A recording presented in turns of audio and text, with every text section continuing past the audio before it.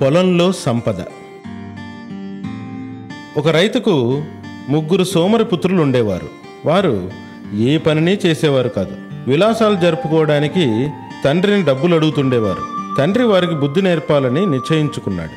అతను తన 3 కొడుకుల్ని పిలిచి, బిడ్డలారా, నేను వృద్ధున్నైపోతున్నాను, అందువల్ల మీకు ఒక రహస్యాన్ని చెప్పదలిచాను అనగానే ఆ 3 కుమారులు ఆ విషయాన్ని వినడానికి ఎంతో ఆసక్తి కనబరిచారు. ఆ వృద్ధుడు, నా మాటను శ్రద్ధగా వినండి. మన పొలంలో నేను నిధిని దాచి ఉంచాను, కానీ నేను ఆ ప్రదేశాన్ని మరిచాను. ఎక్కడైతే నిధిని దాచానో ఇప్పుడు ఆ ప్రదేశం గుర్తులేదు.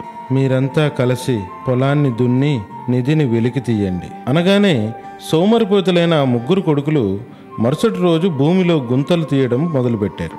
అలా సాయంత్రం గడిచింది. అలా వారు మొత్తం పొలాన్ని దున్నేశారు. కానీ వారికి పొలంలో సంపద లభించలేదు. వారి ఇంటికి వచ్చి, నాన్నగారు, మేము మొత్తం పొలాన్ని దున్నాము, ఎక్కడా ఖజానా లభ్యమవ్వలేదు అనగానే రైతు నవ్వుతూ, ఏం పర్వాలేదు బిడ్డలారా, దున్నిన ఆ పొలంలో మీరెందుకు విత్తనాలు వేయకూడదు అనగానే తండ్రి మాటల్ని విని పొలంలో విత్తనాలు వేశారు. కొన్ని వారాల తర్వాత వర్షం కూడా సకాలంలో కురిసి విత్తనాలు మొలకెత్తి త్వరగా పెరిగి వరి పంట పండింది.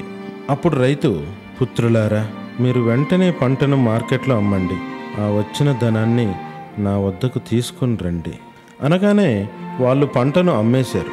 దాంతో వచ్చిన ధనాన్ని తండ్రి వద్దకు తీసుకొచ్చారు. అప్పుడు ఆయన, బిడ్డలారా, నేను మీతో చెప్పిన నిధి ఇదే.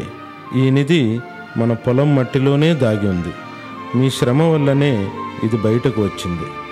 ప్రతి సంవత్సరం ఇలాగే మీరు నిధిని బయటికి తీస్తారని నా ఆశ అన్నాడు. నీతి: శ్రమయే నిజమైన నిధి.